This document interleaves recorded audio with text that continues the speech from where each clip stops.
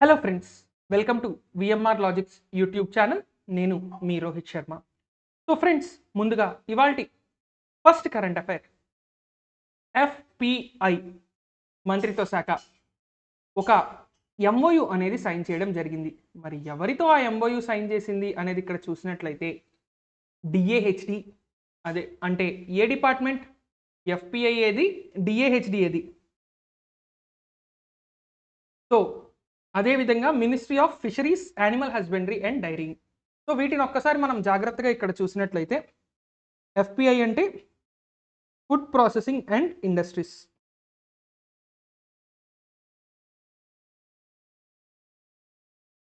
ఇక DAHD department of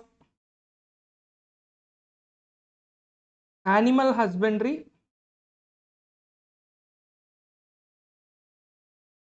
and daring.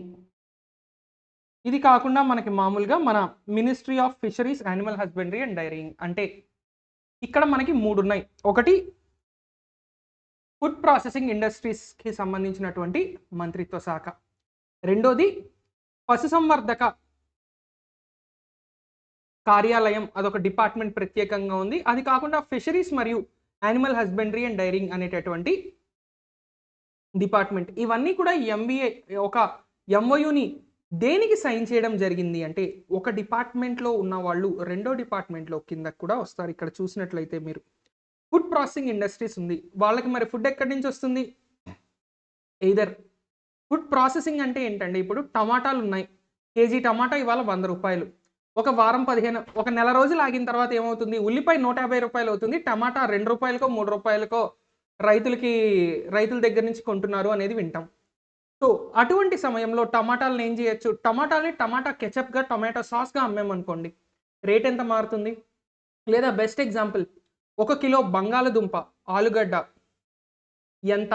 అదే ఒక బంగాళదుంప చిప్స్ ప్యాకెట్ లేదా ఒక ఆలు చిప్స్ ప్యాకెట్ మనం ఎంత ప్రైస్కి కొంటున్నాం? బంగాళదుంప కిలో 40 రూపాయలు అనుకుందాం, అంత ప్రైస్ లేదు, 40 రూపీస్ అనుకుందాం. 40 రూపీస్కి మీరు లేస్ ప్యాకెట్ కొనండి, లేదంటే ప్రతి ఊళ్ళోని హాట్ చిప్స్ అని ఒక షాప్ ఉంటుంది, అక్కడ 40 రూపీస్ చిప్స్ కొనండి. మీకు అక్కడ కిలో బదులు ఇక్కడ పావు కిలో కూడా రావు, ఇంకా తక్కువ వస్తాయి, 100 గ్రాములు అటు ఇటుగా వస్తే గొప్ప. అంటే మీరు ఫుడ్కి ఏం చేస్తున్నారు? ఒక రా మెటీరియల్ ఏదైనా మనం పండించిన దానికి వాల్యూ ఎడిషన్ చేయడం వల్ల ఏమవుతోంది? దాని విలువ అనేది పెరుగుతోంది.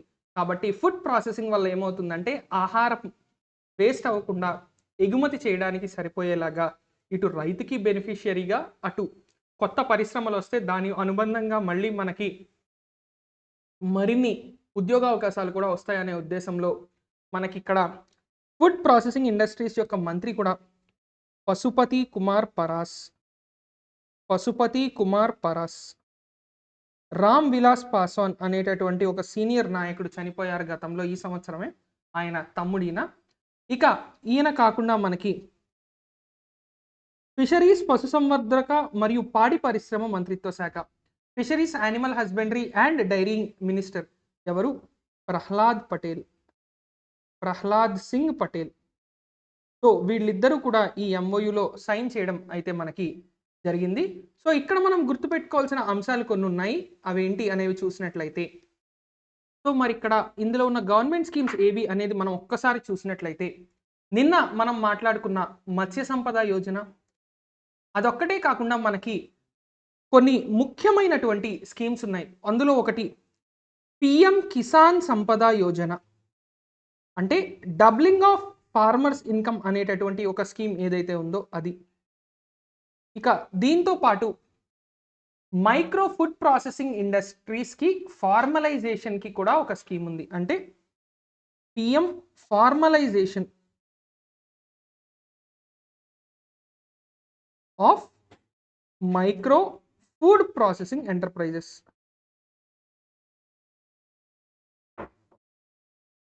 ఈ రెండు స్కీమ్స్ ఏంటి అంటే, ఏదైతే ఇప్పుడు ఫుడ్ ప్రాసెసింగ్ ఇండస్ట్రీస్ ఉన్నాయో, ఎందుకంటే ఒక దేశం నుంచి ఇంకో దేశానికి ఆహారానికి సంబంధించిన ఉత్పత్తుల్ని ఎగుమతి చేయాలన్నా, దిగుమతి చేయాలన్నా, ఉదాహరణకి ఇప్పుడు యుఎస్లో మీరు ఎటువంటి ఎడిబుల్స్ తీసుకెళ్ళినా ఫస్ట్ వాళ్ళు కొన్ని రకాల బ్యాక్టీరియాలకి టెస్ట్ చేస్తారు. బ్యాక్టీరియాలు, వైరస్లు ఇటువంటివి ఏవి ఆ ప్రోడక్ట్లో ఉండవు అనుకుంటేనే ఆ ప్రోడక్ట్ యొక్క ఇంపోర్ట్ని యాక్సెప్ట్ చేస్తారు. అలా కాకుండా మీరు నార్మల్గా ఫ్లైట్తో వెళ్తూ ఎడిబుల్స్ని ఏవి తీసుకువెళ్ళినా సరే వాటన్నిటినీ కూడా ఎయిర్పోర్ట్లోనే మీ కళ్ళ ముందే డస్ట్బిన్లో పడేస్తారు. ఎందుకు అంటే ఒక రకమైన బ్యాక్టీరియా రావడం వల్ల ఒక సంవత్సరం వందల ఆ, వందలు వేలనే కాదు లక్షల ఎకరాలు కోట్ల ఎకరాల్లో కూడా పంట నాశనం అనేది యుఎస్ కెనడాలో జరిగింది గతంలో. అందుకే యుఎస్ కెనడా చాలా స్ట్రిక్ట్గా ఉంటాయి ఈ విషయంలో.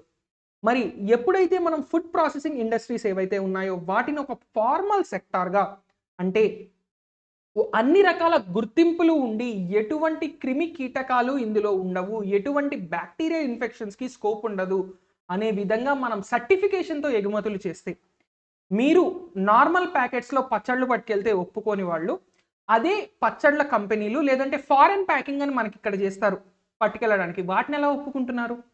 అంటే ఆ డిఫరెన్స్ ఏదైతే ఉందో అది రైతులకి చెప్పి వాళ్ళని చేయమనే కంటే దానికి ఒక ప్రత్యేక పరిశ్రమగా దాన్ని మనం తయారు చేస్తే బాగుంటుంది అనే ఉద్దేశంతో ఇవంతా చేయడం జరుగుతుంది.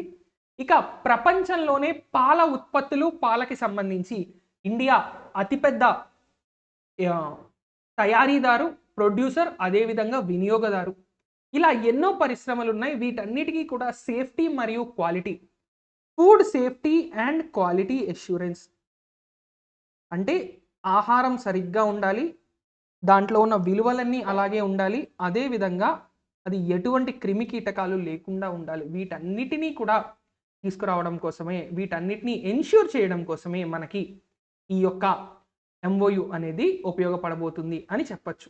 ఇక నెక్స్ట్ ఎప్పుడో 2-3 సంవత్సరాల క్రితం చెప్పాము ఈ పాయింట్ లైగో గురించి, మళ్ళీ ఇప్పుడు వచ్చింది. ఎందుకు అంటే ఈ లైగో అనేది ఏంటి అంటే gravitational wave observatory, science and టెక్నాలజీకి సంబంధించి ఖచ్చితమైన బిట్ రాబోయే ఎస్ఐ కానిస్టేబుల్ ఎగ్జామ్స్లో లేదా ఇంకేదైనా గ్రూప్స్ లాంటి నోటిఫికేషన్లో ఒక గ్యారంటీ బిట్గా దీన్ని మనం చెప్పుకోవచ్చు. Laser interferometer, gravitational observatory, laser interferometer, gravitational observatory, దీన్నే సింపుల్గా లైగో అంటారు. దీనికోసం 225 హెక్టార్ల భూమి ఎక్కడ మహారాష్ట్రలోని ఎగ్జాక్ట్ లొకేషన్ మనకి ఏది దూధాల. ఈ దూధాల అనేది ఎక్కడుంది? ఔందా నాగనాథ్ అనేటటువంటి ఊరికి దగ్గరలో ఉంది ఔందా నాగనాథ్ టౌన్. ఈ ఔందా నాగనాథ్ అనేది హింగోలి రెవెన్యూ సర్కిల్ అనేటటువంటి సర్కిల్లో వస్తుంది. So Hingoli revenue circle, Aunda Nagnath town, Dudhla అనే ప్రదేశం, ఇవన్నీ ఎక్కడున్నాయి? మహారాష్ట్ర. సో ఈ లైగో అనేటటువంటిది దేనికోసం అంటే ఇక్కడ చూడండి, గ్రావిటేషనల్ అబ్జర్వేటరీ అంటే గ్రావిటేషనల్ వేవ్స్ ఏవైతే ఉంటాయో కొత్తగా అంటే గురుత్వాకర్షణ శక్తికి కూడా కారణం ఒక రకమైన తరంగాలు, ఒక రకమైన వేవ్స్, గ్రావిటేషన్కి రీజన్ ఒక రకమైన వేవ్స్ అనే ఉద్దేశంలో ఈ పరిశోధన అనేది ముందుకు వెళ్ళడం జరగబోతోంది. ఎందుకంటే ప్రపంచంలో అతి తక్కువగా ఈ గ్రావిటేషనల్ అబ్జర్వేటరీస్ ఉన్నాయి.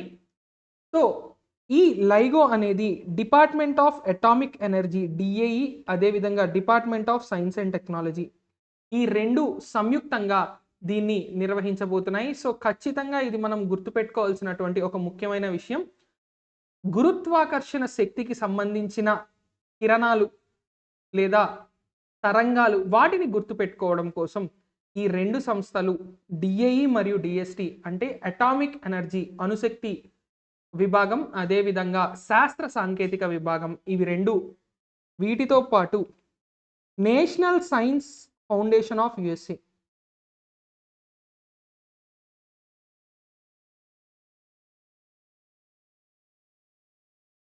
National science foundation of USA ఈ సంస్థ కూడా ఇందులో మనకి భాగంగా ఉంది. సో గుర్తుపెట్టుకోవాల్సింది ఏంటి అంటే ఇప్పటి వరకు ప్రపంచంలో కేవలం రెండే ఆపరేషనల్గా ఉన్నాయి లైగో డిటెక్టర్స్, ఆ రెండు కూడా యుఎస్ఏలోనే ఉన్నాయి. అంటే ప్రపంచంలోనే మూడో లైగో డిటెక్టర్, అదేవిధంగా యుఎస్ఏ వెలుపల మొట్టమొదటి గురుత్వాకర్షణ తరంగ పరిశోధనా కేంద్రం ఎక్కడుంది అంటే భారతదేశంలో మహారాష్ట్రలో ధూంధ్లా అనే ప్రాంతంలో ఉంది అని కూడా మనం ఇక్కడ గుర్తుపెట్టుకోవాలి. సో ఇవన్నీ కూడా మనకి ఇందులో నుంచి ఇండైరెక్ట్గా రాబోయే క్వశ్చన్స్. ఓకేనా?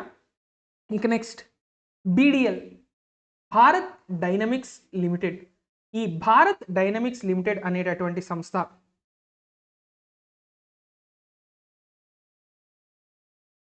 ప్రభుత్వ రంగ సంస్థ. వీళ్ళు ఎయిర్ బస్ అనేటటువంటి సంస్థ సాధారణంగా మనకి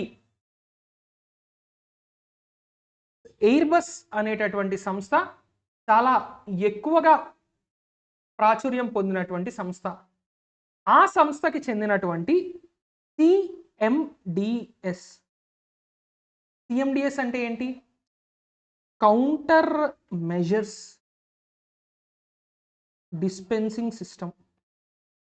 ఏంటి ఈ కౌంటర్ మెజర్స్ డిస్పెన్సింగ్ సిస్టమ్ అనేది గనక మనం చూసినట్లయితే, ఇప్పుడు ఉదాహరణకి అభినందన్ వర్తమాన్ ఇన్సిడెంట్ మొత్తం ఎగ్జాంపుల్గా మనం తీసుకుందాం. మనందరికీ తెలుసు సర్జికల్ స్ట్రైక్స్ 2.0 తర్వాత అభినందన్ వర్తమాన్ ఏ విధంగా పాపులర్ అయ్యాడు అనేది. పాకిస్తాన్ యుద్ధ విమానాలు భారత్ వైపు దూసుకొస్తున్నప్పుడు కౌంటర్ ఆపరేషన్లో పాల్గొన్న వ్యక్తి అభినందన్ వర్తమాన్. లేదా ఏదైనా ఇతర దేశానికి సంబంధించి లేదంటే ఏదైనా అనాథరైజ్డ్ అంటే ఏదైనా ఒక పెర్మిషన్ లేనటువంటి ఒక రాకెట్ కావచ్చు, ఒక ఫైటర్ జెట్ కావచ్చు, ఒక హెలికాప్టర్ కావచ్చు, ఇటువంటివి ఏవైనా మన భూభాగం వైపు వచ్చేలా ఉన్నా లేదా మన భూభాగంపై దాడికి యత్నిస్తూనే అనే రాడార్ ఇన్ఫర్మేషన్ మనకు వచ్చిన వెంటనే మనం ఏం చేయాలి? కౌంటర్ ఆపరేషన్ స్టార్ట్ చేయాలి. అంటే ఆ వస్తున్నటువంటి వాటిని నలిఫై చేయడం కోసం మనం కూడా కొన్ని ప్రయోగించాలి.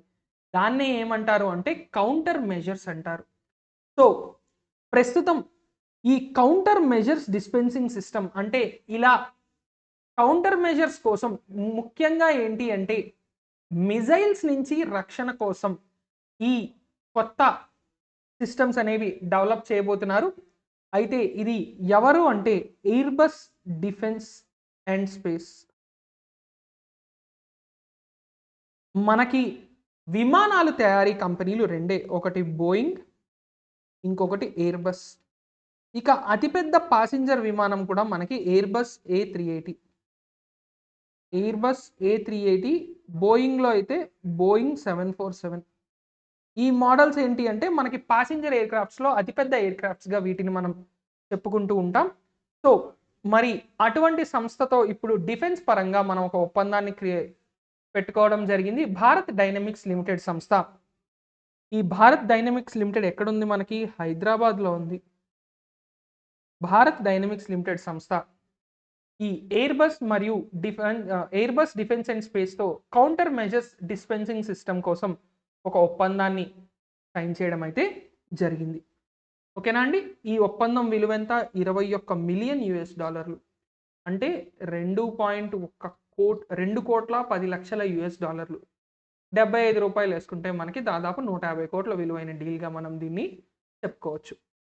ఇక నెక్స్ట్ యునెస్కో 75వ వార్షికోత్సవం ఎప్పుడు? 12/10/2021. ఎందుకు అంటే యునెస్కో ఎప్పుడు స్థాపించబడింది? 75 వసంతాలు వెనక్కి వెళ్దాం. 16/10/1945. సారీ 16/11. ఎందుకంటే ఈ 16/11న ఏం జరిగింది మనకి? ఇక్కడ మీకు ఒక చిన్న డిస్క్రిపెన్సీ ఉండొచ్చు, అది కూడా నేను చెప్తాను. సో 16/11న మనకు ఆ రోజు ఏమైంది అంటే యుఎన్ చార్టర్, ఐక్యరాజ్య సమితి ప్రవర్తనా నియమావళి, ఐక్యరాజ్య సమితి యొక్క ప్రవర్తనా నియమావళి అనేది అమల్లోకి రావడం జరిగింది. అందులో మనకి ఏం చెప్పారు అంటే యునెస్కో అనేటటువంటి ఒక సంస్థని, ఈ యునెస్కో అనే సంస్థని ప్యారిస్ హెడ్ క్వార్టర్గా, ఫ్రాన్స్ రాజధాని ప్యారిస్ హెడ్ క్వార్టర్స్గా మనం ఎస్టాబ్లిష్ చేయాలి. ఈ యునెస్కో అనే సంస్థ ఎడ్యుకేషన్, విద్య, సైంటిఫిక్, సాంకేతికత, కల్చరల్ సాంస్కృతిక సంస్థగా, United Nations education, scientific and కల్చరల్ ఆర్గనైజేషన్గా దీన్ని స్థాపించడం జరిగింది. ఇక మీటింగ్ ఎక్కడ జరిగింది దీని స్థాపన కోసం అంటే లండన్లో ఒక మీటింగ్ అనేది ఏర్పాటు చేయడం జరిగింది. లండన్లో చేసిన ఈ మీటింగ్లో 41 దేశాలు, 41 స్టేట్స్, ఇక్కడ స్టేట్ అంటే దేశం అని అర్థం, 41 దేశాలు దీన్ని స్టార్ట్ చేయడం జరిగింది. ప్రస్తుతం దాదాపు ఐక్యరాజ్య సమితిలో ఉన్నటువంటి దేశాలన్నీ కూడా ఇందులో భాగస్వామ్యులుగా ఉన్నాయి. ఇక యునెస్కో మనకి అత్యద్భుతమైన కార్యక్రమాలు ఎన్నో తీసుకొస్తోంది. ఎడ్యుకేషన్కి సంబంధించి, సైన్స్ అండ్ టెక్నాలజీకి సంబంధించి ఎన్నో గొప్ప కార్యక్రమాలని తీసుకురావడం జరుగుతోంది. వాటితో పాటు వరల్డ్ హెరిటేజ్ సైట్స్, అదేవిధంగా creative cities network, world heritage sites మరియు క్రియేటివ్ సిటీస్ నెట్వర్క్, ఈ రెండు కూడా తీసుకురావడం కూడా జరిగింది యునెస్కో. అంటే ప్రపంచవ్యాప్తంగా సాంస్కృతిక రంగంలో కానీ, శాస్త్ర సాంకేతిక రంగంలో కానీ, విద్యా రంగంలో కానీ అనేక నూతన ఒరవడులను సృష్టించి అంతర్జాతీయంగా ఒక గొప్ప ఆర్గనైజేషన్గా మారినటువంటిది యునెస్కో.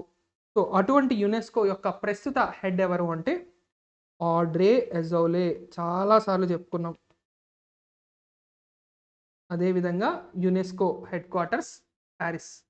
సో 75th యానివర్సరీ కాబట్టి ఖచ్చితంగా యునెస్కో తరచుగా వార్తల్లో నిలుస్తోంది. ఏదో ఒక ప్రశ్న అడిగే ఛాన్స్ ఉంటుంది. ఇక నెక్స్ట్, యుఏఈలో ఒక మీటింగ్కి హర్షదీప్ సింగ్ పూరి అటెండ్ అవ్వడం జరిగింది. రీసెంట్గా ఒక నేషనల్ లెవెల్ ఎగ్జామ్లో ఇటువంటి ప్రశ్న ఒకటి చూశానండి, అందుకే దీనికి సంబంధించి కూడా మనం కవర్ చేయడం అయితే జరుగుతోంది. సో హర్దీప్ సింగ్ పూరి, ఆయన పెట్రోలియం శాఖ మంత్రి. ఆయన ADIPEC Abu Dhabi international petroleum exhibition and conference,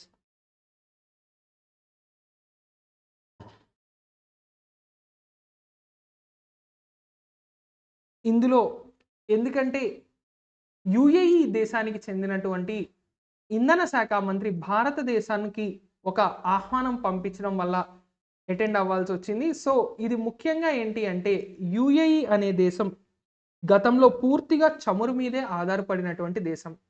కానీ యుఏఈ చమురుతో పాటు ప్రస్తుతం టూరిజం రంగంపై కూడా విపరీతమైన పెట్టుబడులు పెడుతూ దుబాయ్, షార్జా, అబుదాబి లాంటి ఎన్నో నగరాలు, దుబాయ్ మీరు చాలా సినిమాల్లో చూసుంటారు, లేదంటే యూట్యూబ్ వ్లాగ్స్లో కూడా భారతదేశం కరోనా నుంచి బయటపడుతున్నప్పుడు ఫస్ట్ లాక్డౌన్ తర్వాత, సెకండ్ లాక్డౌన్ తర్వాత, ఫస్ట్ లాక్డౌన్ తర్వాత ఎక్కువ మంది దుబాయ్ వెళ్తే, సెకండ్ లాక్డౌన్ తర్వాత ఎక్కువ మంది మాల్దీవ్స్ మరియు మారిషస్ వెళ్ళారు. ఎందుకు అంటే ఆ దేశాలు భారతదేశం నుంచి పర్యాటకులని ఇన్సెంటివ్స్ ఇచ్చి మరీ, ప్రోత్సాహకాలు ఇచ్చి మరీ ఇన్వైట్ చేయడం అయితే జరిగింది. అదేవిధంగా opportunities in oil and gas sector, ఏదైతే శిలాజ ఇంధన రంగం ఉందో, నాన్ రెన్యూవబుల్ రిసోర్స్ అయినటువంటి పెట్రోలియం ఉత్పత్తులపై మరిన్ని నూతన అవకాశాలు, నూతన వ్యాపార అవకాశాలు ఏముంటాయి అనే విశేషంలో ఇక్కడ ఈ మీటింగ్ అయితే జరగడం జరిగింది. సో దీనికి సంబంధించి ఎవరు అటెండ్ అయ్యారు అంటే మనకి హర్దీప్ సింగ్ పూరి. కేవలం అంత గుర్తుపెట్టుకుంటే మనకు సరిపోతుంది, అంతకన్నా అవసరం లేదు. ఇక నెక్స్ట్, రెమిట్టాన్సెస్. ప్రపంచంలోనే అత్యధిక రెమిట్టాన్సెస్ తీసుకుంటున్నటువంటి దేశంగా 87 బిలియన్ డాలర్లతో భారతదేశం మరోసారి మొదటి స్థానంలో నిలిచింది అని ఎవరు చెప్పారు? ప్రపంచ బ్యాంకుకి సంబంధించిన ఒక నివేదిక చెప్పింది. అంటే ప్రపంచంలో ఎక్కడెక్కడి నుంచో భారతీయులు విదేశీ మారకాన్ని, అంటే ఫారిన్ కరెన్సీని భారతదేశానికి పంపించడం వల్ల ఆ విధంగా బయట దేశం నుంచి భారతదేశంలోకి వెనక్కి డబ్బులు పంపించడం ద్వారా 87 బిలియన్ డాలర్లు, బిలియన్ అంటే 100 కోట్లు, అదేవిధంగా ఒక డాలర్ అంటే దాదాపు 75 రూపాయలు, అంటే 8700 ఇంటూ 75 వేయండి, ఎన్ని వేల కోట్ల రూపాయలు భారతదేశానికి విదేశీ మారకం రూపంలో వస్తుందో ఇక్కడ చూడండి. రైల్వేలోని స్టాండర్డ్ క్వశ్చన్ అండి, ప్రపంచంలోనూ అత్యధిక రెమిటాన్సెస్ ఏ దేశంలోకి వస్తూ ఉంటాయి అంటే భారతదేశం. బ్యాంక్ ఎగ్జామ్స్లో తరచుగా అడిగేటటువంటి ప్రశ్న, రైల్వేస్లో తరచుగా అడిగేటటువంటి ప్రశ్న. ఉదాహరణకి గతంలో కూడా నేను మీకు 1-2 సార్లు ఎక్స్ప్లెయిన్ చేయడం జరిగింది. మనకి మన సంబంధం, మన చుట్టుపక్కల ఉన్నవాళ్ళు, మన ఫ్రెండ్స్, ఫ్యామిలీ మెంబర్స్ ఎవరో ఒకళ్ళు అబ్రాడ్లో ఉండి వాళ్ళు అక్కడ సంపాదించిన డబ్బులు వెనక్కి భారతదేశం పంపిస్తే దాన్ని రెమిటాన్స్ అంటాం. అటువంటి చెల్లింపులు ప్రపంచంలోనే అత్యధికంగా ఏ దేశంలోకి వస్తాయి అంటే భారతదేశానికి వస్తాయి. భారతదేశానికి వస్తాయి. ఇక భారతదేశానికి విదేశీ మారకం, ఫారిన్ కరెన్సీకి అతిపెద్ద సోర్స్ కూడా ఏది అంటే మనకి ఇదే. ఏంటి? విదేశీ మారకమే. సో ఇలా ఫారిన్ ఎక్స్చేంజ్కి భారత్లో అతిపెద్ద సోర్స్ ఏది అంటే రెమిటాన్సెస్. సింపుల్ అండి. మనం 150 నుంచి 180 బిలియన్ డాలర్లు కేవలం క్రూడ్ ఆయిల్, ముడి చమురు దిగుమతుల కోసం మనం ఖర్చు పెట్టాలి. మరి ఇన్ని బిలియన్ డాలర్లు మన దగ్గరికి రావాలి అంటే ఇలా డబ్బులు వస్తేనే కదా ఆ విదేశీ మారకాన్ని మనం బయటికి ఇవ్వగలం.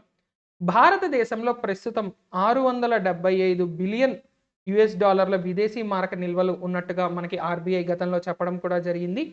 ఇక ఈ ప్రపంచ బ్యాంక్ నివేదిక ప్రకారం ఇటువంటి చెల్లింపులు, ఇటువంటి రెమిటాన్సెస్లో ఫస్ట్ ప్లేస్లో ఇండియా ఉంటే, రెండవ స్థానంలో చైనా, మూడవ స్థానంలో మెక్సికో, నాలుగవ స్థానంలో ఫిలిప్పీన్స్.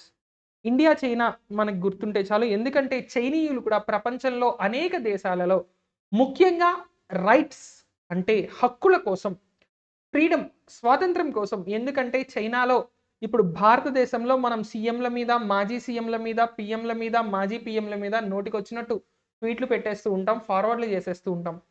అక్కడ ప్రభుత్వానికి వ్యతిరేకంగా, గత ప్రభుత్వాలకు వ్యతిరేకంగా ఒక్క మాట మాట్లాడిన తర్వాత మనిషి ఏమవుతాడో కూడా తెలియదు.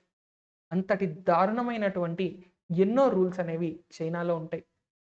అందుకు చైనా నుంచి ఎంతోమంది విదేశాలకు వలస వెళ్ళిపోతున్నారు, అక్కడే సెటిల్ అయిపోతున్నారు. కానీ వాళ్ళ నియర్ అండ్ డియర్ అంటే వాళ్ళ కుటుంబీకులు, మిగతా వాళ్ళు చైనాలోనే ఉంటారు కాబట్టి వాళ్ళు అలా డబ్బులు పంపించడం. భారతదేశంలో ఏ దేశం ఏగినా, ఎందుకాలిడినా మన తెలుగు వాళ్ళు ఖచ్చితంగా కనిపిస్తారు అని ఎప్పుడూ చెప్తూ ఉంటారు. ప్రపంచంలో ఏ దేశంలోకి వెళ్ళినా కనీసం 1,00,000 మందిలో 10 మంది భారతీయులే ఉంటారు. అది తువాలు అనేటటువంటి దేశమైనా, లేదా డెల్లాయిట్లో మీకు ప్రతి 10 మందిలో 2 తెలుగు మాట్లాడుతూ వినిపిస్తారు అమెరికాలో. అక్కడ వెళ్ళినా సరే, అంటే అది మన భారతీయులు ప్రపంచవ్యాప్తంగా ఉన్నటువంటి జనాభా విలువ. సో దాన్ని కూడా ఇక్కడ మనం ఈ రెమిటెన్సెస్లో ఒక ముఖ్యమైన కారణంగా చెప్పుకోవచ్చు. ఇక వరల్డ్ బ్యాంక్ అనేది మనకి ఎప్పుడు మొదలైంది? 1944లో మొదలైంది. వాషింగ్టన్ డీసీ ప్రధాన కార్యాలయంగా పనిచేస్తుంది. అదేవిధంగా మనకి ప్రపంచ బ్యాంకు యొక్క ప్రస్తుత అధ్యక్షుడు డేవిడ్ మాల్పూస్ లేదా డేవిడ్ మాల్పాస్, గుర్తుపెట్టుకోండి. ఇక next NSDL infrastructure limited, NSDL e governance limited లేదా NSDL e governance infrastructure limited. ఈ సంస్థకి ఏం వచ్చింది? ఆర్బీఐ ఒక అకౌంట్ అగ్రిగేటర్గా, అకౌంట్స్ అగ్రిగేటర్ అంటే ఇదేంటి అంటే ఏదైనా ఒక సంస్థ తమ డాటాని, అదేవిధంగా ఒక ఇండివిజువల్ తమ డాటాని సెక్యూర్గా ఒక చోట స్టోర్ చేసుకోవడం కోసం పెట్టేటటువంటి ఒక సంస్థగా మనం చెప్పుకోవచ్చు. సో ఎన్ఎస్డిఎల్లో ఇక్కడ సింపుల్గా ఏం చెప్తామంటే, గతంలో మనం ఫేస్బుక్ లేదా ఇతర సంస్థలకి భారత ప్రభుత్వం జరిమానాలు విధించింది అని, కొన్ని కంపెనీల అనుమతులు రద్దు చేసిందని కూడా చెప్పుకున్నాం. ఎందుకు? మన దేశానికి సంబంధించిన డాటాని విదేశాల్లో, విదేశీ సర్వర్లలో పెట్టడం నిషేధించింది కేంద్ర ప్రభుత్వం. సో ప్రస్తుతం ఏంటి అంటే NSDL e governance infrastructure limited అనే సంస్థ ఎవరైనా భారతదేశంలో ఉండే ఇండివిజువల్స్ తమకు సంబంధించిన సమస్త సమాచారం, అది ఆర్థికపరమైన సమాచారం కావచ్చు, ఇతరత్ర సమాచారం కావచ్చు, డిజిటల్గా దాన్ని పెట్టి అక్కడ సెక్యూరిటీతో పెట్టి దాన్ని తిరిగి వాడుకునేటటువంటి ఒక సదుపాయాన్ని తీసుకొచ్చింది అని మనం ఇక్కడ గుర్తుపెట్టుకుంటే సరిపోతుంది. దాన్నే అకౌంట్స్ అగ్రిగేటర్ అనేటటువంటి పేరుతో ఇక్కడ పెట్టుకోవచ్చు. సో సింపుల్గా ఏం గుర్తుపెట్టుకుంటామంటే ఎన్ఎస్డిఎల్కి అకౌంట్ అగ్రిగేటర్ అనేటటువంటి ఒక అప్రూవల్ ఆర్బీఐ ఇవ్వడం జరిగింది. ఇది ముఖ్యంగా దేనికి అంటే banking and financial sector, banking, financial services మరియు ఇన్సూరెన్స్ సెక్టర్, ఈ ఏదైతే డైరెక్ట్గా డబ్బులతో వ్యవహారం ఉందో, ప్రత్యక్షంగా డబ్బులతో వ్యవహారం ఉందో వాటికి ముందుగా దీన్ని ఇవ్వడం జరిగింది. మెయిన్ బ్యాంకింగ్ ఎగ్జామ్స్ ప్రిపేర్ అయ్యే వాళ్ళకి ఇది ముఖ్యం, మిగతా వాళ్ళు దీన్ని అంత ఇంపార్టెంట్గా చూడాల్సిన అవసరం లేదు. ఇక next SIDBI, small industries development bank of India.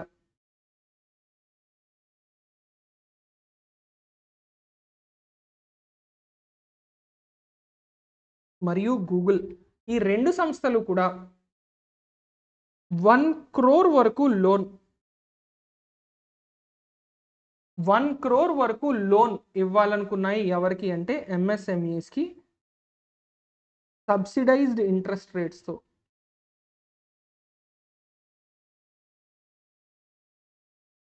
ప్రస్తుతం 110 కోట్ల కార్పస్ ఫండ్తో.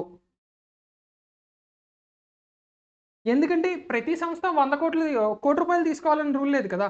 5 లక్షలు, 10 లక్షలు, 15 లక్షలు, 20 లక్షలు, ఇలా ఒక్కొక్క సంస్థ ఒక్కొక్క అమౌంట్ తీసుకోవచ్చు. మొత్తం మీద ఇక్కడ ఏంటి అంటే 110 కోట్లు అంటే $15 మిలియన్ కార్పస్ని ఏర్పాటు చేయడం జరిగింది.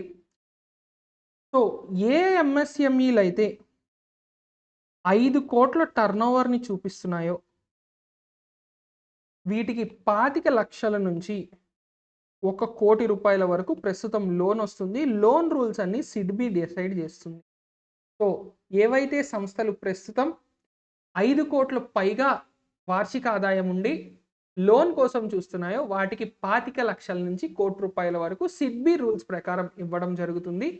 కోవిడ్-19 పాండమిక్ తర్వాత ఎంఎస్ఎంఈలు తిరిగి డెవలప్ అవడం కోసం సిడ్బి అనేక ఇనిషియేటివ్స్ని తీసుకురావడం జరిగింది.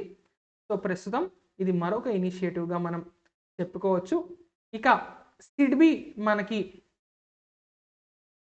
1990లో ఎస్టాబ్లిష్ చేయడం జరిగింది. లక్నోలో హెడ్ క్వార్టర్స్ ఉంది సిడ్బి. ఢిల్లీ బయట ఒక బ్యాంకు హెడ్ క్వార్టర్స్ ఉందంటే ఖచ్చితంగా గుర్తుపెట్టుకోవాలి అని, ముంబై బయట ఉంది కాబట్టి ఖచ్చితంగా గుర్తుపెట్టుకోవాలి అని ఆలోచించాలి మనం ఫస్ట్.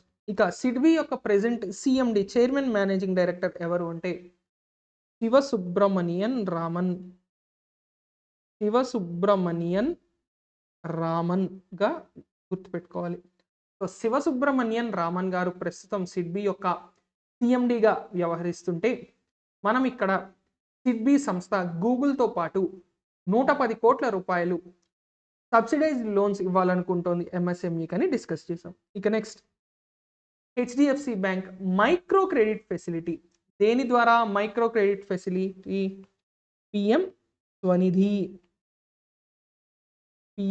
స్వనిధి, స్ట్రీట్ వెండర్స్,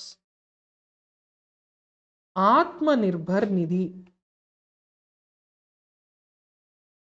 అంటే ఎవరైతే రోజువారీ బిజినెస్లు చేస్తూ ఉంటారో, అంటే తోపుడు పళ్ళు కావచ్చు, లేదంటే పానీపూరి బండి కావచ్చు, ఇలా రోజువారీ వ్యాపారులు, తోపుడు బళ్ళ దగ్గర నుంచి ఏ రకమైన రోజువారీ వ్యాపారులు, పూల కొట్టు లేదంటే ఒక చిన్న న్యూస్ పేపర్లు వేయడం దగ్గర నుంచి ఏదైనా మీరు స్ట్రీట్ వెండర్ అయితే, అంటే ఒక చిన్న షాప్ పెట్టుకొని వీధి దుకాణాలు మీరు గనక రన్ చేసినట్లయితే, ఎవరైనా, మనం అనే కాదు, మనం ప్రిపేర్ అవుతున్నాం కాబట్టి మనం రన్ చేయం, ఇంకెవరైనా ఇలా స్ట్రీట్ వెండర్స్ ఉంటే, రన్ చేసి చదువుకున్న తప్పు లేదనుకోండి. సో స్ట్రీట్ వెండర్స్ ఎవరైతే ఉన్నారో వాళ్ళకి ఎటువంటి పూచీకత్తు, ఎటువంటి హామీ, ఎటువంటి తనఖా, ఎటువంటి తాకట్టు లేకుండా, అంటే కొల్లాటరల్ ఫ్రీ, అంటే ఎటువంటి గ్యారంటీ లేకుండా కేంద్ర ప్రభుత్వమే గ్యారంటీగా 10,000 రూపాయలని లోన్గా ఇవ్వడం జరుగుతుంది 7% వడ్డీకి. మనకి నెలకి 7% వడ్డీ ఇస్తాం, కానీ ఇక్కడ 7% సంవత్సరానికి, అంటే నెలకు ₹10 పడింది, దాదాపుగా 60 పైసలు పడింది అనుకుందాం. అంత తక్కువగా ఇక్కడ ఈ స్వనిధి, అంటే ఎవరైతే రోజువారీ బిజినెస్లు చేసుకునేటటువంటి వీధి వ్యాపారులు, వీధి వర్తకులు, చిరు వర్తకులు ఉన్నారో వాళ్ళందరికీ కూడా బెనిఫిట్ ఇవ్వడం కోసం పిఎం స్వనిధి అనేటటువంటి ఈ కార్యక్రమాన్ని తీసుకురావడం జరిగింది. ఇందులో 10,000 కోట్ల రూపాయల లోన్ మరియు ఎటువంటి హామీ పూచీకత్తు లేకుండా దీన్ని ఇవ్వడం జరుగుతుంది. సో ఇది గుర్తుపెట్టుకోండి మనం. చాలా చాలా ముఖ్యమైనటువంటిది ఇది పిఎం స్వనిధి. ఈ పిఎం స్వనిధి లోన్స్ డిస్ట్రిబ్యూట్ చేయడం కోసం HDFC bank micro credit facility, micro credit సౌకర్యం అనేటటువంటిది మొదలు పెట్టడం జరిగింది.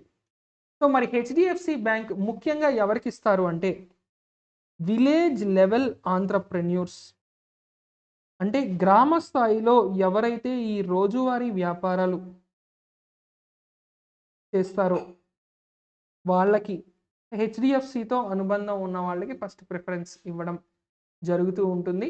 సో ఇదొక ముఖ్యమైన పాయింట్గా, ముఖ్యమైన డెవలప్మెంట్గా మనం గుర్తుపెట్టుకోవాలి. ఇక నెక్స్ట్ ఈడీ ఎన్ఫోర్స్మెంట్ డైరెక్టరేట్ నిన్నే మాట్లాడుకున్నాం మనం. ఎన్ఫోర్స్మెంట్ డైరెక్టరేట్ యొక్క చీఫ్ ఎస్కే మిశ్రా గారు 17వ తారీఖున రిటైర్ అయ్యారు అని. నిన్న ఏం జరిగింది అంటే 18వ తారీఖు నాడు ఈయన టెన్యూర్ని 18/11/2022 దాకా పొడిగించడం జరిగింది. నిన్నే రాష్ట్రపతి 2 ఆర్డినెన్స్లు జారీ చేశారు. దాని ప్రకారం ఈడీస్ మరియు సిబిఐ ఎందులో ఈ రెండిట్లోని ఫిక్స్డ్ టెన్యూర్ 2 సంవత్సరాలు, ఆ తర్వాత 3 1 సంవత్సరం పట్లుగా, అంటే 3 పర్యాయాలు ఒక్కొక్క సంవత్సరం ఎక్స్టెన్షన్ ఇస్తూ మొత్తం మీద 5 సంవత్సరాలు దాటకుండా ఎక్స్టెన్షన్ ఇవ్వచ్చు అని డిస్కస్ చేసాం. సో ప్రస్తుతం ఎవరికి ఇవ్వడం జరిగింది ఈ విధంగా? మరి ఎస్కే మిశ్రా గారు.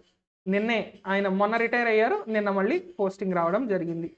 సో ఎస్కే మిశ్రా గారు, ఈయనకి మరో సంవత్సరం ఈడీ డైరెక్టర్గా పదవీ కాలాన్ని నిర్ణయిస్తూ ప్రభుత్వం ఒక ఉత్తర్వు అనేటటువంటిది జారీ చేయడం జరిగింది.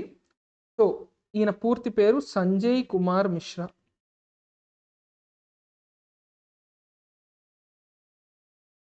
ఈయన ఒక ఐఏఎస్ క్యాడర్కి చెందినటువంటి వ్యక్తి. ఓకేనా అండి? సో ఇదొక ఇంపార్టెంట్ క్వశ్చన్. ఇక నెక్స్ట్ 2021-2025 కాలానికి గాను యునెస్కో యొక్క ఎగ్జిక్యూటివ్ బోర్డు మెంబర్గా భారతదేశం తిరిగి ఎన్నికవడం జరిగింది. 164 ఓట్లు రావడం జరిగింది భారతదేశానికి.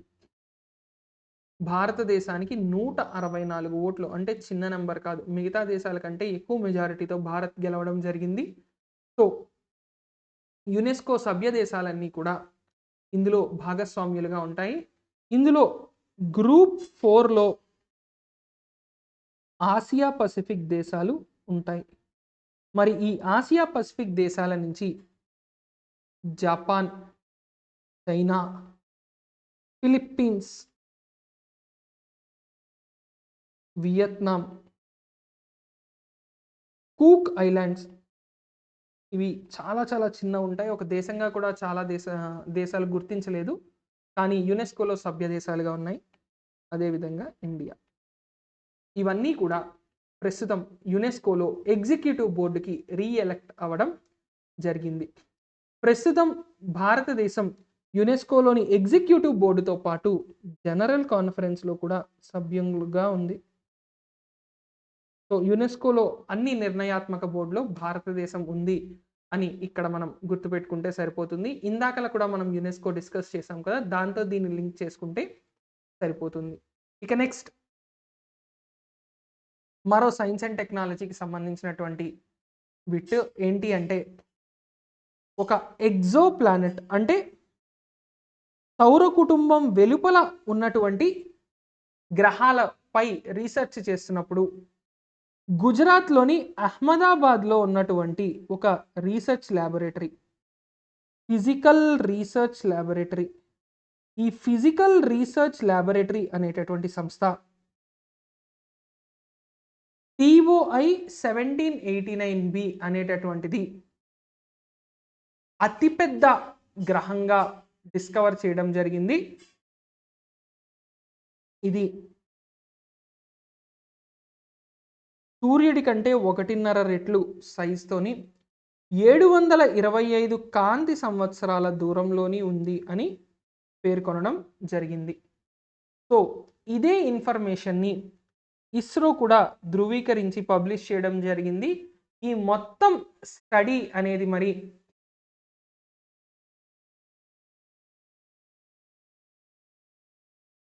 ఎవరి ఆధ్వర్యంలో జరిగింది అంటే అభిజిత్ చక్రవర్తి అనేటటువంటి ఒక సైంటిస్ట్.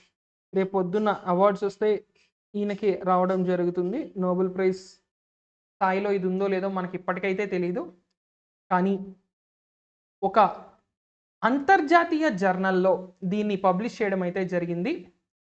కొత్తగా వచ్చినటువంటి ఒక స్టార్ అయిన TOI 1789 చుట్టూ జూపిటర్ కంటే చాలా పెద్దగా సూర్యుడికి 1.5 రెట్లు సైజుతో ఒక నూతన ఎగ్జో ప్లానెట్ని కూడా ఐడెంటిఫై చేయడం జరిగింది అని ఇందులో పేర్కొనడం జరిగింది.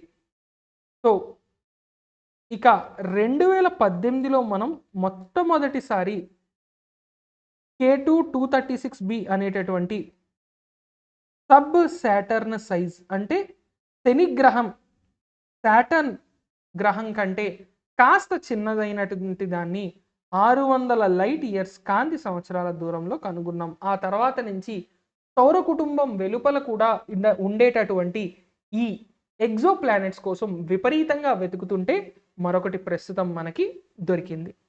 ఓకే, ఇక నెక్స్ట్ గిరిరాజ్ సింగ్ ఇనాగరేట్స్ భూమి Samvad and launches ULPIN and NGDRS.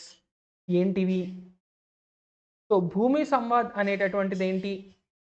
First Giriraj Singh గారు పేరు వినగానే మనకి ఏ మంత్రిత్వ శాఖ గుర్తు రావాలి? ఏ మంత్రిత్వ శాఖ మనకు గుర్తు రావాలి?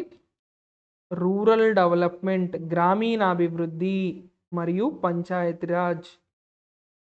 గ్రామీణాభివృద్ధి మరియు పంచాయతీరాజ్ శాఖ మంత్రి అయినటువంటి గిరిరాజ్ సింగ్ గారు భూమి సంవాద్, ఇది భూమి సంవాద్ అనేటటువంటిది ఏంటి? ఇదొక వర్క్షాప్. మరి వర్క్షాప్ అనేది ఏదో ఒక విషయం మీద జరగాలి కదా. Digital India land record modernisation programme. Digital India land record modernisation programme అంటే ఇప్పటికీ భారతదేశంలో దాదాపు భారతదేశం 32,32,32.4 lakhs ఎగ్జాక్ట్గా అయితే 32.4 లక్షల చదరపు కిలోమీటర్ల వైశాల్యం కలదు. ఇందులో దాదాపు 10 లక్షల చదరపు కిలోమీటర్లకి భారతదేశంలో ఇప్పటికీ లెక్కలేదు. అంటే దాని ఓనర్ ఎవరు, ఇతరత్ర విషయాలు ఎవరికీ తెలియవు. అదేవిధంగా ఎప్పటికప్పుడు అవసరానికి తగ్గట్టు చేతివాటం కూడా భారతదేశంలో రెవెన్యూ ఉద్యోగులు ఎక్కువగా చూపిస్తూ ఉంటారు. భారతదేశంలో అత్యంత కరప్టెడ్ డిపార్ట్మెంట్ మొదటిది ఏపీ తెలంగాణలో లేదు, కానీ మిగతా రాష్ట్రాల్లో ఆ డిపార్ట్మెంట్ ఉంది. పబ్లిక్ వర్క్స్ డిపార్ట్మెంట్ అంటే అన్ని రకాల పనులు PWD శాఖ అంటాం. దాన్ని ఇక్కడ ఏపీ తెలంగాణలో రకరకాల మంత్రిత్వ శాఖల్లో డివైడ్ చేసేసారు ఆ పనులు. అయితే PWD పబ్లిక్ వర్క్స్ డిపార్ట్మెంట్ అనేది ఒక డిపార్ట్మెంట్ ఉంటుంది. హైయెస్ట్ కరప్ట్గా దాన్ని చెప్తాం. దాంతోపాటు హైయెస్ట్ కరప్ట్ డిపార్ట్మెంట్స్లో ఇంకొకటి రెవెన్యూ డిపార్ట్మెంట్. ఎందుకంటే భూమికి సంబంధించిన రికార్డులు ముట్టుకుంటేనే పెంట అవుతూ ఉంటాయి. ఎన్నోసార్లు ఏమవుతుందంటే 100 సంవత్సరాలుగా 150 సంవత్సరాలుగా ఒక కుటుంబం నివసిస్తూ ఉంటుంది, కానీ అసలు పేపర్ల మీద ఇంకెవరో పేరు, వాళ్ళ వారసులు భారతదేశంలో ఉన్నారో వేరే దేశంలో ఉన్నారో కూడా తెలియదు. ఇప్పుడు వాళ్ళ పేరు మీద భూమి ఉంది అంటే లేనివాడికి కూడా ఆశ పుడుతుంది. ఇలా ఎన్నో ఇబ్బందులు ఉన్నాయి డిజిటలైజేషన్లో. కానీ ఏదో ఒక రోజు దానికి ఫుల్ స్టాప్ పెట్టాలి అనే ఉద్దేశంతో డిజిటలైజేషన్ కార్యక్రమాన్ని అన్ని రాష్ట్రాలు కూడా టేకప్ చేయాలి అని కేంద్ర ప్రభుత్వం గతంలోని చెప్తోంది. 2023 నాటికి భారతదేశంలో ఉన్నటువంటి యావత్ భూమి రికార్డులు ఏవైతే ఉన్నాయో అన్నిటినీ కూడా డిజిటల్ చేయాలి అనేటటువంటి లక్ష్యంతో ఇక్కడ తీసుకురావడం జరిగింది. ఇక ఇందులో మనకి ULPIN అంటే ఏంటి? Unique land parcel identification number. సింపుల్గా మన సర్వే నెంబర్ లాంటిది. Unique land parcel identification number అనేటటువంటి ఒక నెంబర్ ULPIN అనేటటువంటిది దీంతో పాటు ఎన్జిడిఆర్ఎస్. ఎన్జిడిఆర్ఎస్ అంటే ఏంటి? National generic document registration system. దీన్ని కూడా తీసుకురావడం అయితే జరిగింది. మరి national generic document registration system, అదేవిధంగా unique land parcel identification number అనేటటువంటి ఈ రెండిటి ద్వారా లక్ష్యం ఏంటి అంటే 2023 నాటికి మొత్తం భూమికి సంబంధించిన రికార్డులన్నీ కూడా డిజిటలైజ్ చేయాలి అనేటటువంటిది ముఖ్య ఉద్దేశంగా ఇక్కడ మనం అర్థం చేసుకోవాలి. ఇక నెక్స్ట్, స్మృతి ఇరానీ గారు కేంద్ర మాతా శిశు సంరక్షణ శాఖ మంత్రి, విమెన్ అండ్ చైల్డ్ డెవలప్మెంట్, మాతా శిశు సంరక్షణ శాఖ లేదా మహిళా శిశు సంరక్షణ అని కూడా చెప్పచ్చు. సో మహిళా శిశు సంరక్షణ శాఖ మంత్రి అయినటువంటి స్మృతి ఇరానీ గారు, స్మృతి జుబిన్ ఇరానీ ఆమె పూర్తి పేరు.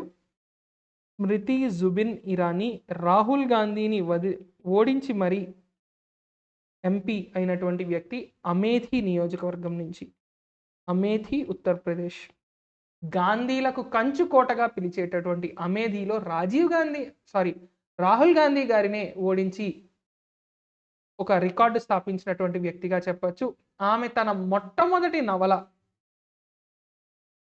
ఈ నవల ఏంటి? లాల్ సలాం ఏ నావెల్ అనేటటువంటి పేరుతో. మరి దీని ఇతివృత్తం ఏంటి అంటే ఏప్రిల్ 2010లో 76 మంది సిఆర్పిఎఫ్ జవాన్లుని చంపేశారు. ఎక్కడ? దంతేవాడ, ఛత్తీస్గఢ్లోని దంతేవాడ ప్రాంతంలో 76 మంది సిఆర్పిఎఫ్ జవాన్లని దారుణంగా చంపేసిన ఆ ఇతివృత్తాన్ని తీసుకొని ఈమె ఒక నవలని రాయడం జరిగింది. ఈ నవల భారతదేశం కోసం ప్రాణాలు అర్పించిన వాళ్ళందరికీ అంకితం చేస్తూ ఆమె రాయడం జరిగింది. ఈ నవలని వెస్ట్‌ల్యాండ్ పబ్లికేషన్స్ వారు పబ్లిష్ చేయడం జరుగుతుంది. ఎందుకు ఇంత డీటెయిల్డ్గా మాట్లాడుకోవాల్సి వస్తుందంటే ఆమె తరచూ వార్తల్లో నిలిచేటటువంటి కేంద్ర ప్రభుత్వ మంత్రి మరియు చాలా పాపులర్ ఆమె పేరు. అలాగే గతంలో ఎన్నో అంతర్జాతీయ అవార్డులు, చాలా ముఖ్యమైన పోర్ట్ఫోలియోలు. ఎందుకంటే 2019 తర్వాతి క్యాబినెట్లో అత్యంత చిన్న వయసులోనే క్యాబినెట్ మంత్రిగా వ్యవహరిస్తున్నటువంటి మహిళగా కూడా ఆమె రికార్డులు స్థాపించడం జరిగింది. అదేవిధంగా భారతదేశంలో నరేంద్ర మోదీ గారి క్యాబినెట్లో పనిచేస్తున్నటువంటి ఒక టీవీ నటి ఎవరు అంటే స్మృతి ఇరానీ గారిగా చెప్పచ్చు. గతంలో క్యూంకీ సాస్ భీ కభీ బహూ థీ, ఎందుకంటే ఒకప్పుడు అత్త కూడా ఎవరికో కోడలే కదా అనేటటువంటి పేరుతో ఒక సీరియల్ని హిందీలో తీశారు. చాలా చాలా పాపులర్. మనకి తెలుగులో కార్తీక దీపం, మొగలి రేకులు, శ్రావణ సమీరాలు, చక్రవార్కం, ఈ టైప్ అంటే చాలా చాలా ఫేమస్ సీరియల్గా దాన్ని మనం చెప్పుకుంటాం. సో అటువంటి సీరియల్ నుంచి వచ్చి ఏకంగా కేంద్ర మానవ వనరుల అభివృద్ధి, ఎడ్యుకేషన్ డిపార్ట్మెంట్, అదేవిధంగా సమాచార మంత్రిత్వ శాఖ, జౌళి శాఖ మరియు ప్రస్తుతం మహిళా శిశు సంరక్షణ, విమెన్ అండ్ చైల్డ్ డెవలప్మెంట్, ఇటువంటి ముఖ్యమైన శాఖలు నిర్వహించిన వ్యక్తిగా స్మృతి ఇరానీ గారికి చాలా గొప్ప పేరుంది మనకి కేంద్ర ప్రభుత్వంలో. ఇక ఇవాల్టి వొకాబులరీలోకి వెళ్దాం. ఇవాల్టి మొదటి పదం ఏంటి అంటే గ్రిమ్. ఈ గ్రిమ్ అనేది ఏంటి అంటే ఒక యాడ్జెక్టివ్. గ్రిమ్ అంటే అర్థం చాలా సీరియస్గా ఏదో చేస్తుంటే దాన్ని గ్రిమ్ అంటాం. అంటే చాలా కోపంగా, చాలా సీరియస్గా ఏదైనా చేస్తూ ఉంటే దాన్ని గ్రిమ్ అంటాం. మరి గ్రిమ్ అనే పదానికి మనకి సినోనిమ్స్ చూస్తే బ్లీక్, టర్న్, మెర్సీలెస్, అంటే ఖచ్చితంగా ఇలాగే జరగాలి. బెస్ట్ ఎగ్జాంపుల్ ఏంటి అంటే విరాట్ కోహ్లీ కెప్టెన్సీలో ఇటీవలే ఆయన దిగిపోయాడు కదా కెప్టెన్ పదవి నుంచి. సో విరాట్ కోహ్లీ కెప్టెన్సీలో ఎవరైనా ఒక బౌలర్ వరుసగా 2-3 వైడ్లు వేశాడు, లేదా ఎవరైనా ఒక ఫీల్డర్ 2 క్యాచ్లు వదిలేశాడు, లేదా అపోనెంట్ ఏదైనా కాస్త నోటికి పని చెప్పాడు, ఆ టైంలో విరాట్ కోహ్లీ గారి అగ్రెషన్ ఎలా ఉంటుంది? You can imagine that, right? అంటే మీకు ఊహించుకోగలుగుతున్నారు కదా దాన్ని ఏ విధంగా ఉంటుంది అని. దాన్ని ఆ కోపంతో ఇచ్చేటటువంటి ఆ లుక్ని ఏమంటాము అంటే గ్రిమ్ లుక్ అంటాం. ఇక దీనికి బ్లీక్, టర్న్, మర్సిలెస్ అనేటటువంటి మరో 3 పదాలు కూడా సినోనిమ్స్గా ఉన్నాయి. మరి దీని యాంటోనిమ్ ఆపోజిట్ ఏమవుతుంది? ఏమియబుల్ అంటే బెదురు చూపులు. ప్లెజెంట్ నార్మల్‌గా, క్యాజువల్‌గా ఎవరైనా ఒక ఫ్రెండ్‌ని కలిసినప్పుడు ఎలా చూస్తామో అలా. They both exchanged a grim look అనేటటువంటిది ఇక్కడ మనం ఎగ్జాంపుల్‌గా చెప్పుకుంటున్నాం. అంటే వాళ్ళిద్దరూ ఒకళ్ళనొకళ్ళు చాలా సీరియస్‌గా చూసుకున్నారు. 'సీతమ్మ వాకిట్లో సిరిమల్ల చెట్టు' పెద్దోడు, చిన్నోడు. ఇద్దరికీ గొడవైనప్పుడు ఒకళ్ళనొకళ్ళు ఎలా చూసుకుంటారు? ఇద్దరు మాట్లాడుకోనప్పుడు ఒకళ్ళకొకళ్ళు ఎదురైపోతే ఎలా ఉంటారు? అటువంటి ఎన్నో ఎగ్జాంపుల్స్ మనం తెలుగు సినిమాల్లో, సీరియల్స్‌లో రోజూ చూస్తాం.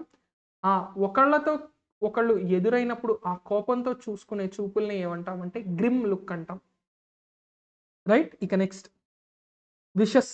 గతంలో కూడా ఈ పదాన్ని మనం చెప్పుకున్నాం. సో, విషస్ అనేటటువంటిది ఏంటి అంటే ఒక క్రూరత్వమైనటువంటి అంటే కావాలనే చూపించే క్రూరత్వం లేదా వైలెంట్ నేచర్‌గా చెప్పుకుంటాం. ఇక దీని సినోనిమ్స్ అంటే క్రూరత్వానికి సినోనిమ్స్ బ్రూటల్ అంటే చాలా దారుణమైన, హార్ష్ తీవ్రమైన, సావేజ్ అంటే పూర్తిగా అవతల వాళ్ళని నాశనం చేసేయాలి అనేటటువంటి ఐడియాతో ఉన్న అంత దారుణమైన అని చెప్పుకోవచ్చు. మరి దీని యాంటోనిమ్స్ జెంటిల్ మృదువైన, కైండ్ సేవాభావంతో లేదంటే చాలా ప్లెజెంట్‌గా ఉండేటటువంటి, బెనవలెంట్ చాలా మంచి అనేటటువంటి పదం. The drunkard led a vicious life. ఆ తాగుబోతు చాలా క్రూరమైన జీవితాన్ని గడిపాడు. దారుణమైన, క్రూరమైన జీవితాన్ని గడిపాడు అని చెప్తున్నారిక్కడ. సో, ఆ తాగుబోతు చాలా దారుణంగా, క్రూరంగా వ్యవహరించాడు అనేది ఇక్కడ యూసేజ్‌గా చెప్పుకోవాలి. ఇక నెక్స్ట్ పాథలాజికల్ అంటే పాథాలజీకి సంబంధించింది. పాథాలజీకి సంబంధించింది పాథలాజికల్. పాథాలజీ అంటే ఏంటి? Study of diseases. ఇక్కడ 3 పదాలు ఇవాళ చదవబోతున్నాం. Study of diseases. పాథలాజికల్ అంటే జబ్బు పడిన అనేటటువంటి అర్థం. డిసీజ్డ్. స్పెల్లింగ్ జాగ్రత్తగా చూడండి. ఇలా డిసీజ్డ్ అంటే జబ్బు పడిన. డీఈసీఈఏఎస్ఈడి డిసీజ్డ్. ఇంకో స్పెల్లింగ్ ఉంది. అంటే మరణించిన అని అర్థం. ఇలా డిసీజ్డ్ అంటే మరణించిన అని అర్థం. ఇలా డిసీజ్డ్ అంటే దానర్థం ఏంటి? జబ్బు పడిన. క్రానిక్ అంటే ఎన్నో సంవత్సరాలుగా ఏదో ఉంది. మార్బిడ్ ఎప్పటికీ తగ్గనటువంటి ఒక రోగంగా చెప్పుకోవచ్చు. ఇక యాంటోనిమ్స్ ఏమవుతాయి? హెల్తీ ఆరోగ్యవంతమైన, న్యూరోటిక్ అంటే ఎటువంటి ఇబ్బందులు లేనటువంటి అని. He has a pathological fear of heights అంటే ఆమెకి ఎత్తు అంటే ఒక రకమైన భయం. చెప్పలేనటువంటి ఒక రకమైన భయంగా ఇక్కడ మనం గుర్తుపెట్టుకోవాల్సి ఉంటుంది. పాథలాజికల్ ఫియర్ ఆఫ్ హైట్స్ చెప్పుకోలేనటువంటి ఒక భయం. ఇక నెక్స్ట్ రాడికల్. రాడికల్ అనే పదం కూడా ఏంటి అంటే మనకొక యాడ్జెక్టివ్. రాడికల్ అనేది ఏంటి అంటే based on thorough or complete political or social change అంటే తీవ్రమైనటువంటి ఆలోచనని రాడికల్ అంటాం. తీవ్రమైనటువంటి అంటే పూర్తిగా అన్నిటినీ మార్చేయాలి అనేటటువంటి ఒక ఉద్దేశంతో ఉన్నటువంటివే. Best example George Reddy of Osmania university. ఇంకా చాలా ఎగ్జాంపుల్స్ ఉన్నాయి అలాంటివి. చిన్న వయసులోనే అత్యధిక విప్లవ భావాలు లేదంటే పూర్తిగా భగత్ సింగ్‌ని ఒక రాడికల్ సోషలిస్ట్‌గా మనం చెప్పుకోవచ్చు. ఇలా చాలా ఎగ్జాంపుల్స్ ఉన్నాయండి. ఎవరైతే చిన్న వయసులోనే చేశారో లేదా పెద్ద వయసులో కూడా సమూల మార్పుల కోసం ప్రయత్నించిన వాళ్ళు ఉంటారు కదా! వాళ్ళని మనం రాడికల్ అని చెప్తాం. ఇక రెవల్యూషనరీ, ప్రోగ్రెసివ్, థరో అనేటటువంటివి రాడికల్‌కి మనం సినోనిమ్స్‌గా చెప్పుకోవాలి. ఇక ఆపోజిట్స్ లేదా యాంటోనిమ్స్ విషయానికి వస్తే సూపర్ఫిషియల్ అంటే అంత ముందుగా లేదంటే అంత విప్లవాత్మకంగా కాకుండా కేవలం పైపైన ఏదో బిల్డప్ కోసం ఆలోచిస్తే అది సూపర్ఫిషియల్. కన్జర్వేటివ్ అంటే పాతకాలం, సత్యకాలపు మనిషి అని తెలుగులో ఒక పదం, ఒక ఫ్రేజ్ ఉంది. ఒక వ్యాఖ్య ఉంది. సత్యకాలం మనిషి అంటే ఎప్పుడో పాతకాలం లేదంటే చాలా పాతబడిపోయిన పాతకాలం నాటి ఆలోచనలు ఉన్న వాటిని కన్జర్వేటివ్ అంటే మా తాతల కాలంలో ఇలా ఉంది కాబట్టి ఇప్పటికీ అలాగే ఉండాలి, మారకూడదు అని చెప్పేవాడు. మా తాతల కాలంలో సాయంత్రం 7 గంటలకి దీపాలు ఆపేసేవారు కాబట్టి ఇప్పుడు అలాగే ఆపేయాలి. ఎలక్ట్రిసిటీ ఉన్నా సరే ఆ లైట్లు ఉండకూడదు. అంటే ఆ వాదం ఎలా ఉంటుంది? ఆ వాదన దాన్ని కన్జర్వేటివ్ మైండ్‌సెట్ అంటారు. అంటే మార్పుని అంగీకరించదు. అప్పట్లో ఎలా ఉందో ఇప్పుడు అలాగే ఉండాలి అని కోరుకునేవారు. మోడరేట్ అంటే నార్మల్ అప్రోచ్, ఏదో వెళ్ళిపోతుంది అయిపోతుంది జీవితం అనేటటువంటిది. His opinions are very radical అంటే అతనికి చాలా విపరీతమైన ఆలోచనలు, అవి కూడా విప్లవాత్మకమైనటువంటి ఆలోచనలు ఉన్నాయి అని రాడికల్ అనే చోట చెప్తున్నారు. ఇక నెక్స్ట్ ఆమెన్. ఆమెన్ అనేటటువంటిది ఏంటి అంటే ఏదైనా ఒక మంచి కానీ చెడు కానీ జరిగితే దాన్ని, అంటే ఒక ఈవెంట్ జరిగింది దానివల్ల మంచి జరిగింది అది గుడ్ ఓమెన్, దానివల్ల ఏదైనా చెడు జరిగింది బ్యాడ్ ఓమెన్. ఇప్పుడు మీరు ఇంటి నుంచి బయటకు వచ్చారు, నల్ల పిల్లి కనిపించింది, బ్యాడ్ ఓమెన్. అలా కాకుండా మీరు ఇంటి నుంచి బయటకు వచ్చారు, మీ ఇష్టమైనటువంటి దేవుడికి సంబంధించింది ఏదో అక్కడ మీకు కనిపించింది, depending upon your religious affiliation, good omen. అంటే it's a sign, it's a warning, it's a prophecy అంటాం. అంటే అది మనకేదో చెప్తోంది అన్న విధంగా. ఎవరైనా వెళ్తున్నప్పుడు తుమ్మారు, లేదా ఏదైనా ఒక స్టేట్మెంట్ పాస్ చేసినప్పుడు ఏదో సౌండ్ వచ్చింది, గంట మోగింది, లేదా ఇటువంటివి ఇంకేమైనా ఉంటాయి మనకి. సో వాటిని ఓమెన్స్ అంటాం.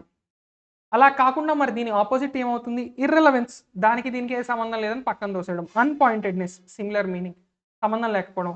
40 feet అవన్నీ వదిలేయడం అని పట్టించుకోకపోవడం. So they took the storm as a bad omen. ఆ గాలివాన అంటే వాళ్ళు పెళ్లి మాటలకి 2 రోజుల తర్వాత బయలుదేరాలి, వాటి నుంచి ఏర్పాట్లు చేసుకోవాలి అనుకున్నారు. కానీ ఏమైంది? మధ్యలోనే తుఫాన్ రావడం వల్ల ఇదేదో అపశకునం. ఎగ్జాక్ట్గా మనం మాట్లాడుకోవాల్సిన పదం. బ్యాడ్ ఓమెన్ అనేది ఏంటి అంటే అపశకునం అనేటటువంటి పదం.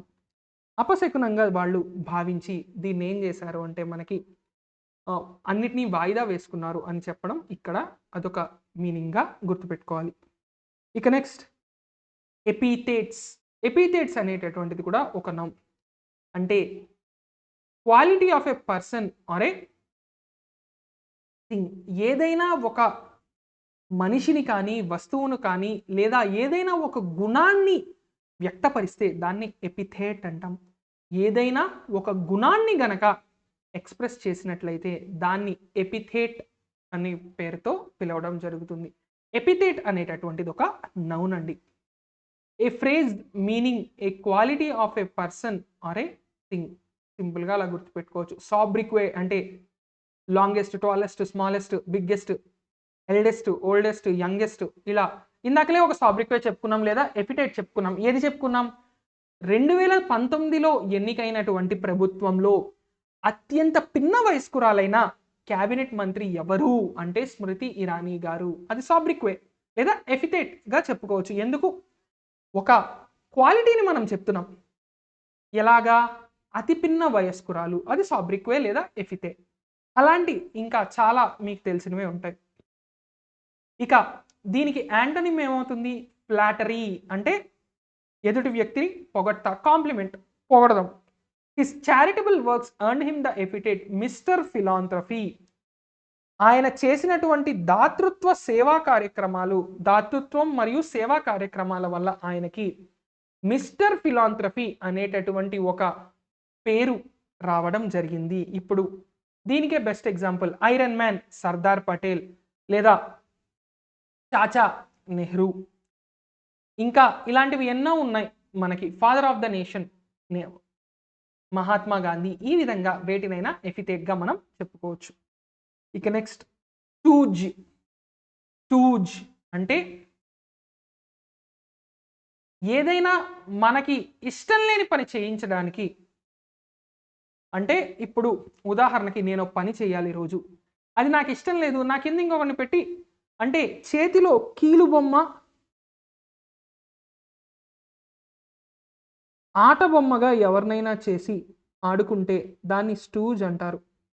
అంటే ఒక వ్యక్తి చేతిలో కీలు బొమ్మగా ఆట బొమ్మగా ఉంటే అది స్టూజ్. దీన్నే పపెట్, అసిస్టెంట్, పాన్.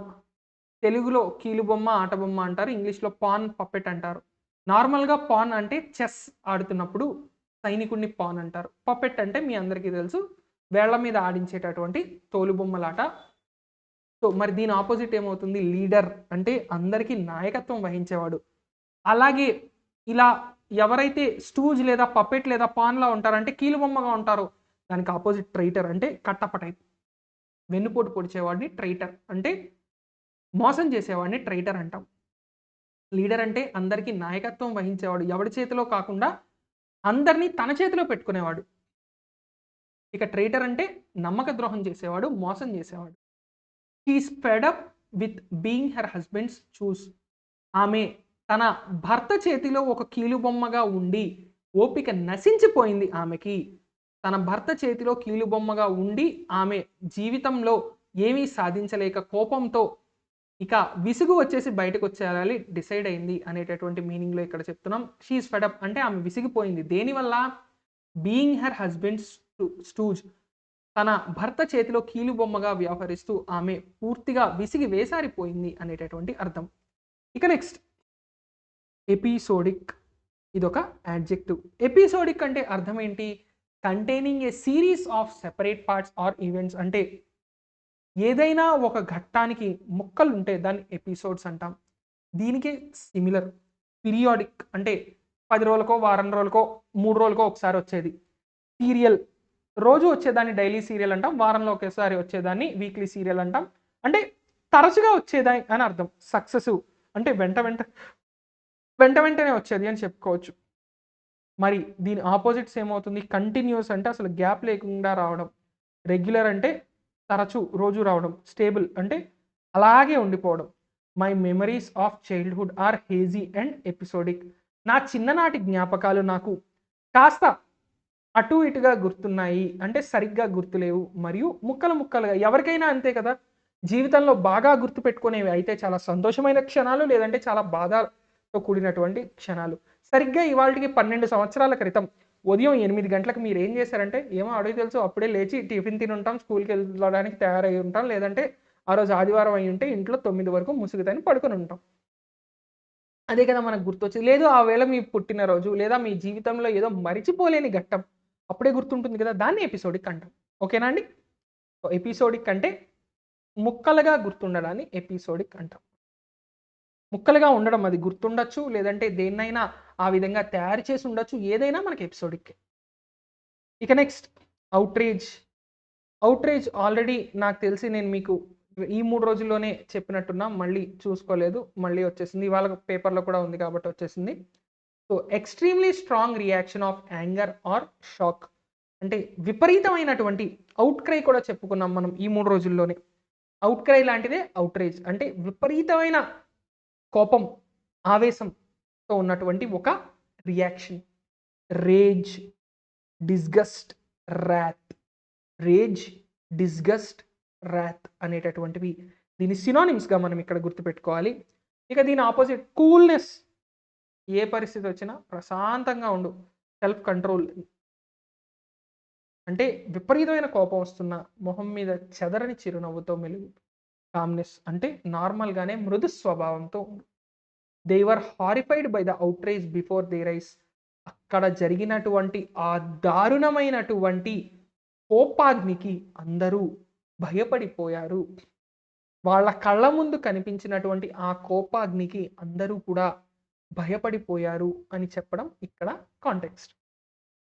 ఇక లాస్ట్ వర్డ్ ఫర్ టుడే అన్ఫర్ల్. అంటే ఏదైనా ఒకటి అన్ఫోల్డ్ అని చెప్పుకున్నాం కదా, సిమిలర్గానే అన్ఫోల్డ్ చెప్పుకున్నాం, ఇది అన్ఫర్ల్ అంటే ఏంటి? ఏదైనా ఒకటి చుట్టి పెట్టి ఉంటే, ఉదాహరణకి ఇప్పుడు నా టేబుల్ మీద ఇక్కడ ఒక క్లాత్ ఉంది, దీన్ని నేను ఇప్పుడు ఇలా చుడుతున్నాను, చిన్నగా తయారైపోయింది కదా. దీన్ని ఇప్పుడు నేను ఇలా ఓపెన్ చేశాను, దీన్ని అన్ఫర్ల్ కానీ అన్ఫోల్డ్ అని కానీ పిలుస్తాం. సో అంటే రోల్డ్ లేదా ఫోల్డెడ్ స్టేట్ నుంచి విడదీయడం, దాన్ని అన్ఫర్ల్ ఆర్ అన్ఫోల్డ్ అని చెప్తాం. మరి దీని ఆపోజిట్స్ ఏమవుతాయి? కంప్రెస్, ఇలా రెడ్యూస్, చిన్నది చెయ్యు, కండెన్స్, తగ్గించు, ఏదైనా ఒకటే కదా, similar in meaning. It was her job to unfurl the welcome banner and hang the unfolded birthday sign above the front door. ఆమె ఉద్యోగం లేదా ఆమె డ్యూటీ ఏంటంట? వెల్కమ్ బ్యానర్ని పూర్తిగా ఓపెన్ చేసి అన్ఫోల్డెడ్ బర్త్డే సైన్ అంటే ఆమె, మనకి దీన్ని బట్టి అర్థం అయ్యేది స్టేట్మెంట్ అండ్ ఎగ్జంప్షన్. అన్ని ఎగ్జామ్స్లోని రీజనింగ్కి ఇంపార్టెంట్. ఏం అజ్యూమ్ చేసుకోవచ్చు? ఆమె ఈవెంట్ మేనేజ్మెంట్లో కంపెనీలో పనిచేస్తుంది, లేదంటే బర్త్డేలకి వాటికి డెకరేషన్ చేసే బాధ్యతలో ఆమె ఉంది అనుకోవచ్చు. ఆమె ఉద్యోగమే ఏంటంటే ఆ వెల్కమ్ బ్యానర్ని ఓపెన్ చేసి అన్ఫోల్డ్ చేసి, ఇప్పుడు దీన్ని నేను ఏ విధంగా చుట్టేసిన దాన్ని, ఇలా ఉన్నదాన్ని ఏ విధంగా నేను ఇలా అన్ఫోల్డ్ చేశానో, లేదా ఇంకా పూర్తిగా అన్ఫోల్డ్ చేశాను. సో అలా అన్ఫోల్డ్ చేయడం, అలా ఓపెన్ చేసి ఆ అన్ఫోల్డ్ అయినటువంటి బర్త్డే సైన్ని మెయిన్ డోర్ దగ్గర పెట్టడమే ఆమె బాధ్యత, ఆమె ఉద్యోగం అని చెప్తున్నారు. ఓకేనా అండి? So these are the words for today. So that's it for today guys. మళ్ళీ రేపటి క్లాస్లో కలుసుకుందాం. అంతవరకు సెలవు. గుడ్ నైట్ అండ్ జై హింద్.